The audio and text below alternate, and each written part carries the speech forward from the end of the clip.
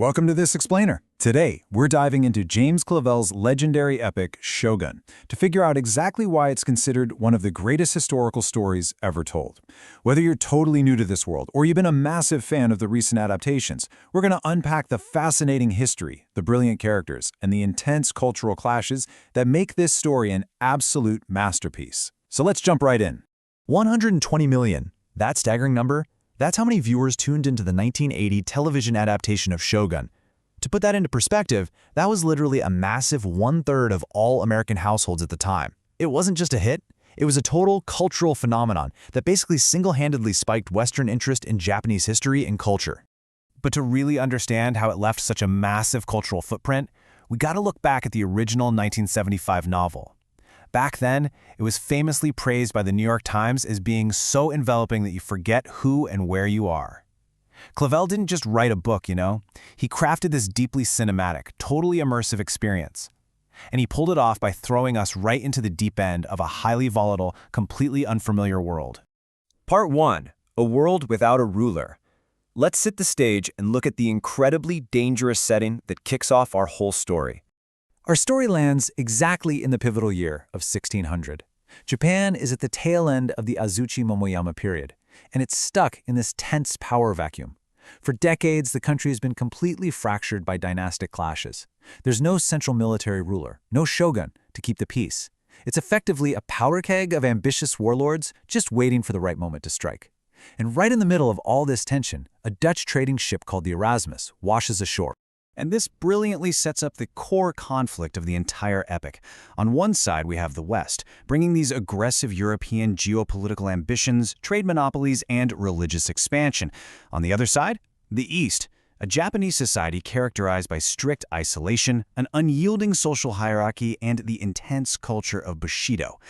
Crashing right into this powder keg is John Blackthorne, a shipwrecked English pilot who is caught entirely off guard by a society where the line between life and death is razor thin.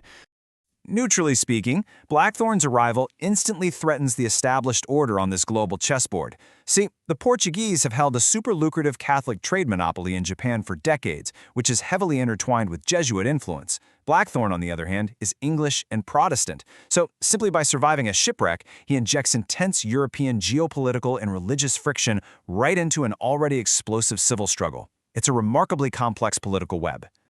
So, how do you even tell a story this massive without totally confusing the audience? That brings us to Section 2, Puppeteers and Pawns. The sheer brilliance of this narrative lies in how Clavell anchors these sweeping national conflicts through three intimately connected characters. Now, what's really fascinating is how Clavell used actual historical figures as his inspirations. John Blackthorne is based on the real-life William Adams, Yoshi Choranaga on the legendary unifier Tokugawa Ieyasu, and Toda Moriko on Hosokawa Grazia. By tweaking their names, Clavell gave himself the creative freedom to craft a totally unpredictable narrative while still staying remarkably true to the historical era. Let's take a closer look at Lord Toranaga. He is a famously brilliant strategist who's navigating a deadly Cold War against rival regents. Honestly, Toranaga is playing three-dimensional chess, while everyone else is playing checkers. He's focused entirely on outmaneuvering his political enemies, and his true motivations, they're kept incredibly mysterious.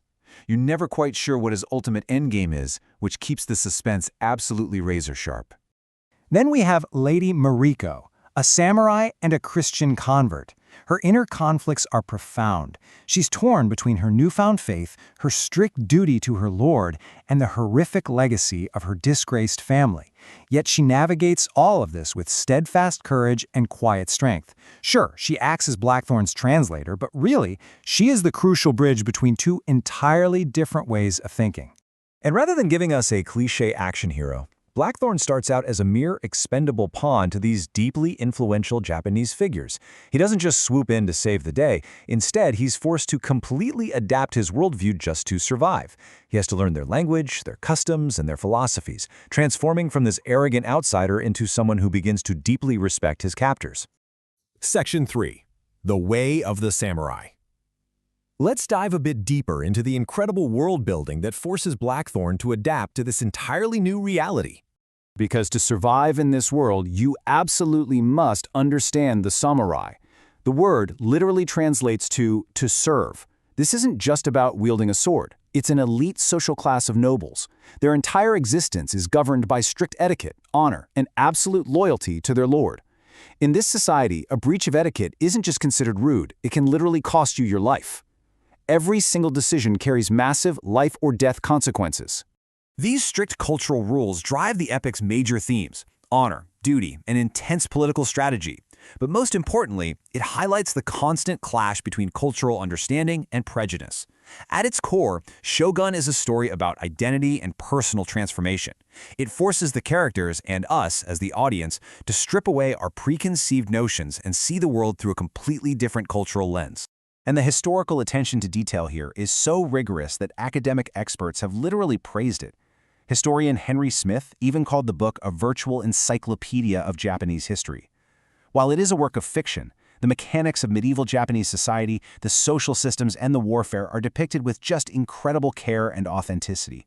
Which brings us to our final section, a legacy that endures. Why does a story published decades ago continue to spawn record-breaking adaptations and attract massive new audiences even today? Let's explore that. The answer actually lies with the author himself. James Clavell was a World War II prisoner of war in a brutal camp in Singapore where only 1 in 15 men survived. Yet, miraculously, he didn't let that nightmare harden into resentment. Instead, he used that harrowing experience to forge a story of profound cross-cultural love and understanding. He stared into the face of a culture he was once at war with, and he met it with incredible empathy. And Clavell's empathy translates into incredibly powerful modern lessons for all of us today. The story teaches us about masterful, patient leadership and diplomacy. It shows us the absolute necessity of adapting to unfamiliar environments and, perhaps most importantly, overcoming our own cultural prejudices. These are vital skills, right? Whether you're navigating 17th century feudal politics or a modern 21st century globalized world. Ultimately, this masterpiece leaves us with a really powerful truth. Real power comes not from brute strength, but from understanding people. It comes from having the strategic patience to listen, to learn, and to respect cultures fundamentally different from your own. So, I leave you with this question. Will you dive into the novel, master the strategy, and discover this incredible world for yourself? Thanks for joining me on this explainer, and keep learning.